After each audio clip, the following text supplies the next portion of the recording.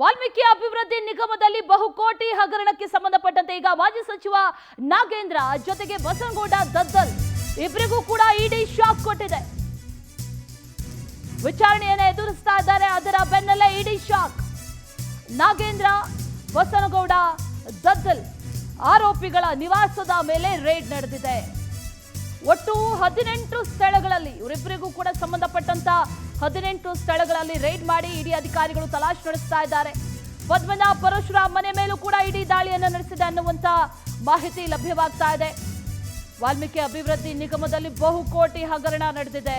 ಆ ನಿಟ್ಟಿನಲ್ಲಿ ಈಗ ಇಡಿ ಎಂಟ್ರಿ ಆಗಿದೆ. ಇಡಿ ಶಾಕ್ ಕೊಟ್ಟಿದೆ. ಒಟ್ಟು 18 ಸ್ಥಳಗಳಲ್ಲಿ ಬಸನಗೌಡ ದದ್ದಲ್, ನಾಗೇಂದ್ರ ಅವರ ನಿವಾಸ, ಅದರ ಜೊತೆಯಲ್ಲಿ ಪದ್ಮನಾಭ ಪರಶುರಾಮ್ ಅವ್ರಿಗೂ ಸೇರಿದಂತ ಒಂದಷ್ಟು ಸ್ಥಳಗಳಲ್ಲಿ, ಮನೆಗಳ ಮೇಲೆ, ಕಚೇರಿಗಳ ಮೇಲೆ ಈಗ ಇಡಿ ರೇಡನ್ನ ಮಾಡಿರೋದು. ನಿನ್ನೆ ಇಬ್ಬರು ಕೂಡ ವಿಚಾರಣೆಯನ್ನು ಎದುರಿಸಿದ್ದು. ಬಸನಗೌಡ ದದ್ದಲ್, ಅದರ ಜೊತೆಯಲ್ಲಿ ನಾಗೇಂದ್ರ.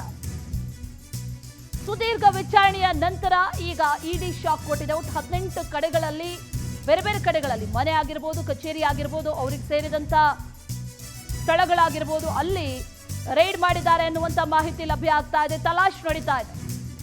ಅದಷ್ಟೇ ಅಲ್ಲ, ಪದ್ಮನಾಭ ಪರಶುರಾಮ್ ಮನೆಗಳ ಮೇಲೂ ಕೂಡ ದಾಳಿಯನ್ನು ನಡೆಸಲಾಗಿದೆ. ಪರಿಶೀಲನೆಯನ್ನ ಮಾಡಲಾಗ್ತಾ ಇದೆ. ವಿಚಾರಣೆಯ ಬೆನ್ನಲ್ಲೇ ಈಗ ಇಡಿ ಶಾಕ್ ಕೊಟ್ಟಿದೆ. ಬಹುಕೋಟಿ ಹಗರಣ ನಡೆದಿರೋದು. 187 ಕೋಟಿ ಎಲ್ಲಿ ಹೋಯ್ತು, ಏನಾಯ್ತು, ಸಾರ್ವಜನಿಕರ ಹಣ ಅನ್ನುವಂತ ಪ್ರಶ್ನೆಯನ್ನ ಮಾಡಲಾಗ್ತಾ ಇದೆ. ಈ ವಿಚಾರಣೆ ನಿನ್ನೆ ನಡೀತಾ ಇತ್ತು, ಇವತ್ತು ಕೂಡ ವಿಚಾರಣೆಗೆ ಹಾಜರಾಗಬೇಕು ಅನ್ನುವಂಥ ಮಾತನ್ನ ಹೇಳಲಾಗಿದೆ. ಅದರ ಬೆನ್ನಲ್ಲೇ ಈಗ ಇಡಿ ಎಂಟ್ರಿ ಆಗಿದೆ, ಇಡಿ ಶಾಕ್ ಕೊಟ್ಟಿದೆ ಅನ್ನುವಂಥ ಮಾಹಿತಿ. ಮತ್ತಷ್ಟು ಡೀಟೇಲ್ಸ್ನೊಂದಿಗೆ ಜಾಯಿನ್ ಆಗಿದ್ದಾರೆ ವೆಂಕಟೇಶ್.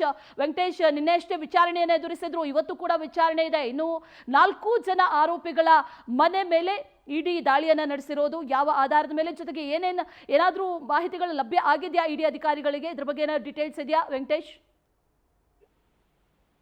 ಅಶ್ವಿನಿ, ಮಹರ್ಷಿ ವಾಲ್ಮೀಕಿ ನಿಗಮದಲ್ಲಿ ಆಗಿರುವಂತಹ ಬಹುಕೋಟಿ ಹಗರಣಕ್ಕೆ ಸಂಬಂಧಪಟ್ಟಂತೆ ಈಗಾಗಲೇ ನಾಗೇಂದ್ರ ಅವರ ತಲೆದಂಡ ಆಗಿದೆ.